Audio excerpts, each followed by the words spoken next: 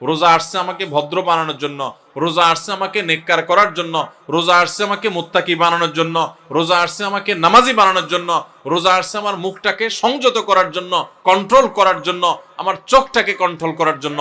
আমি হারাম জিনিস দেখব না, খারাপ জিনিস দেখব না। রোজা আসছে আমাকে ট্রেনিং দেওয়ার জন্য।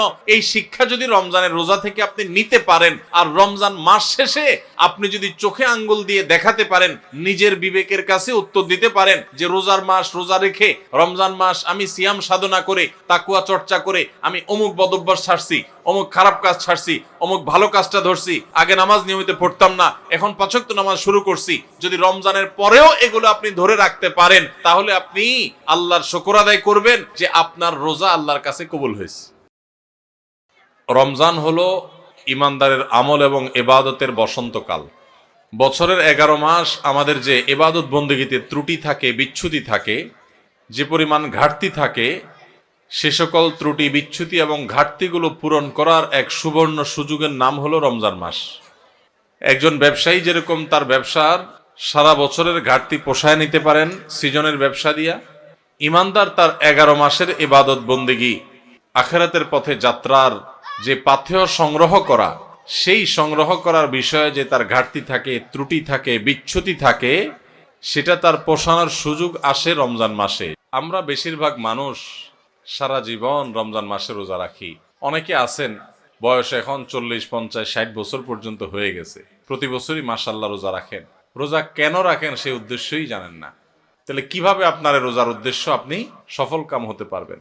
আপনি কেন রোজা রাখেন সেটাই যদি না জানেন, তো এই রোজা আপনার কি কাজে আসবে? আল্লাহ সুবহানাহু ওয়া তাআলা কোরআনে কারীমে বলেছেন, কুতিবা আলাইকুমুস সিয়াম, তোমাদের উপরে রমজানের রোজা ফরজ করা হয়েছে।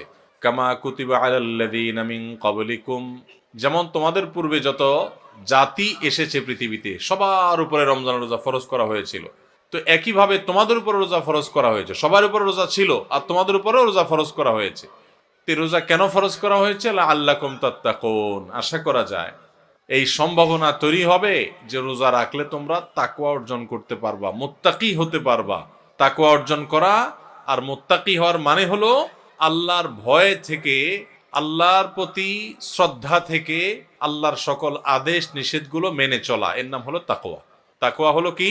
আল্লাহর ভয়ে, যে আল্লাহর সামনে দাঁড়াতে হবে, আল্লাহর সমস্ত আদেশ নিষেধ আমাকে মেনে চলতে হবে, সেই চেতনা থেকে আল্লাহর সমস্ত আদেশ, সকল নিষেধগুলো থেকে বেঁচে থাকা, সকল আদেশগুলো মেনে চলা আর সকল নিষেধ থেকে বেঁচে থাকা, এর নাম কি? তাকওয়া। রমজানে আমরা রোজা রাখি মূলত এই তাকওয়া অর্জন করার জন্য। তাকওয়া শিখায় আমাদেরকে রোজা। এখন প্রশ্ন উঠতে পারে যে রমজানের রোজা কিভাবে আমাদেরকে তাকওয়া শিখায়? রোজার একটা নিকটবর্তী উদ্দেশ্য আছে, আরেকটা আছে দূরবর্তী উদ্দেশ্য। আমরা অনেক কাজ করি যে কাজগুলোর একটা প্রাথমিক উদ্দেশ্য থাকে, আরেকটা থাকে চূড়ান্ত উদ্দেশ্য। যেমন আপনি এখান থেকে রিকশায় উঠেছেন, রিকশায় উঠে আপনি মেইন রোডে যাবেন, বাড্ডা যাবেন, আফতাবনগর গেইটে যাবেন, রিকশা উঠেছেন।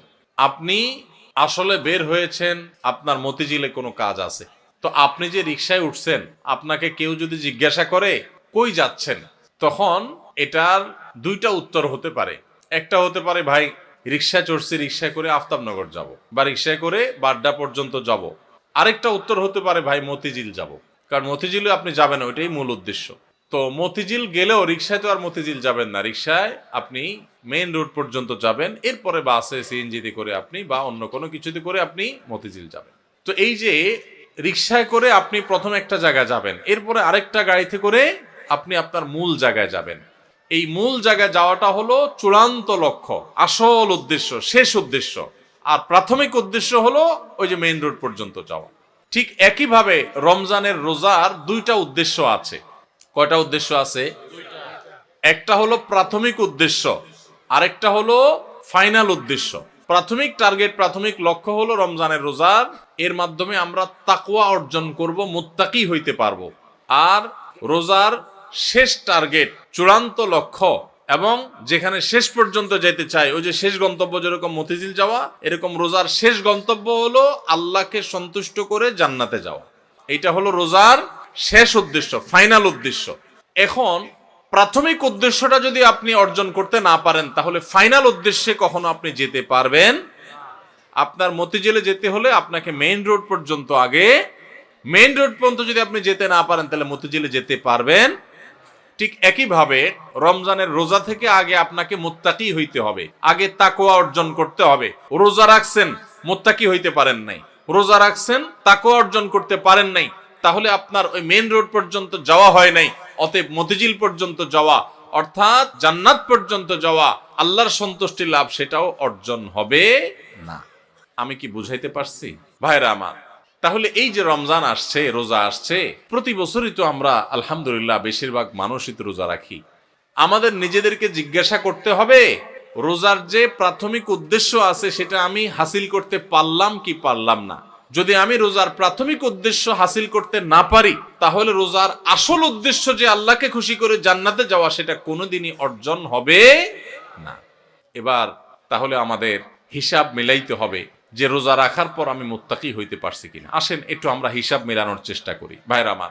রমজানের রোজা রেখে আপনি যদি অন্যায় কাজ ছাড়তে পারেন, গুনাহের কাজ ছাড়তে পারেন, পাপের কাজ ছাড়তে পারেন, আল্লাহর সমস্ত আদেশগুলো মেনে চলতে পারেন, আপনি রোজাদার।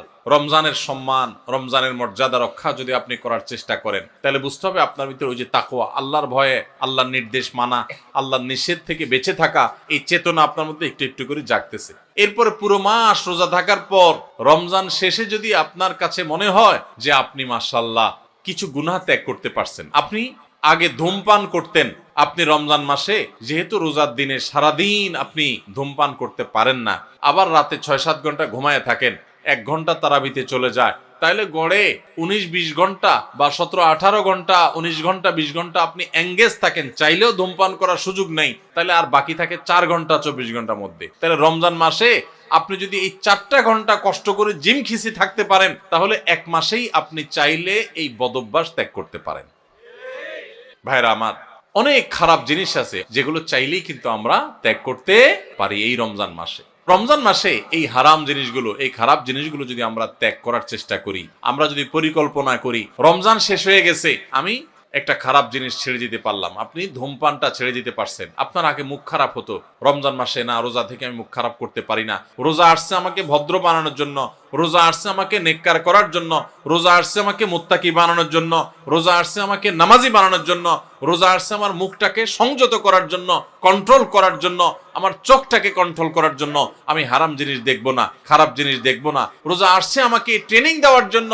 এই শিক্ষা যদি রমজানের রোজা থেকে আপনি নিতে পারেন, আর রমজান মাস শেষে আপনি যদি চোখে আঙ্গুল দিয়ে দেখাতে পারেন, নিজের বিবেকের কাছে উত্তর দিতে পারেন যে রোজার মাস রোজা রেখে, রমজান মাস আমি সিয়াম সাধনা করে, তাকওয়া চর্চা করে আমি অমুক বদভ্যাস ছাড়ছি, অমুক খারাপ কাজ ছাড়ছি, অমুক ভালো কাজটা ধরছি, আগে নামাজ নিয়মিত পড়তাম না, এখন 5 ওয়াক্ত নামাজ শুরু করছি।